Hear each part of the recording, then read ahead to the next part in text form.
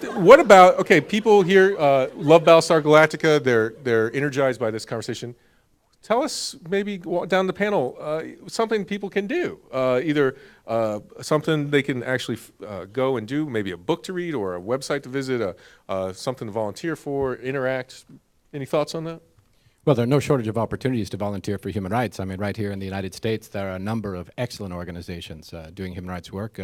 One in every one of your local communities, to be sure, not to mention some of the big ones like Amnesty International and Human Rights Watch, who do fantastic work. I think the most important thing, though, is to find out what the heck is going on.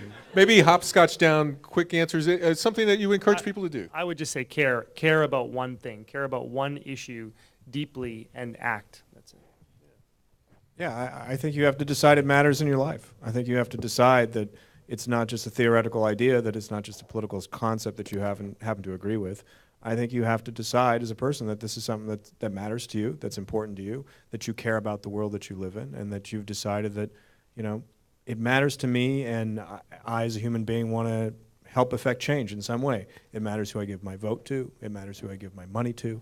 It matters how I treat my neighbor. It matters how I project myself out in the world.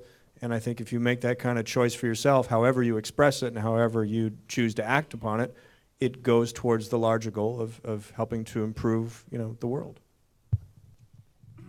I just think we have to find somebody to beat the hell out of Glenn Beck.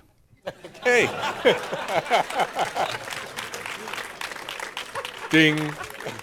And you know, we all have friends who watch that shit, you know. Bill O'Reilly and and then the panel made news. You know, we're all intelligent people here. We all read books with hardcovers, I guess. But I think we're exiting the age of, you know, ignorance as a virtue, and entering a period of time where it's okay to ask questions. It's okay to be intellectual. It's all right to be smart. And, you know, all I can say is tell a friend.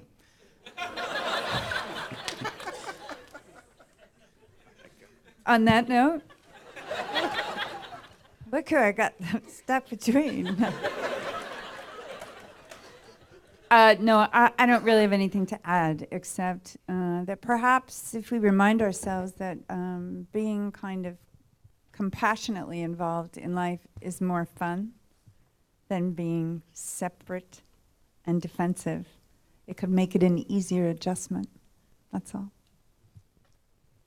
I'll end it with just saying that everything everybody's saying is, to them, right on. Information is the key, but the problem is my son and my daughter-in-law just got back from Turkey, and they were watching CNN in Turkey.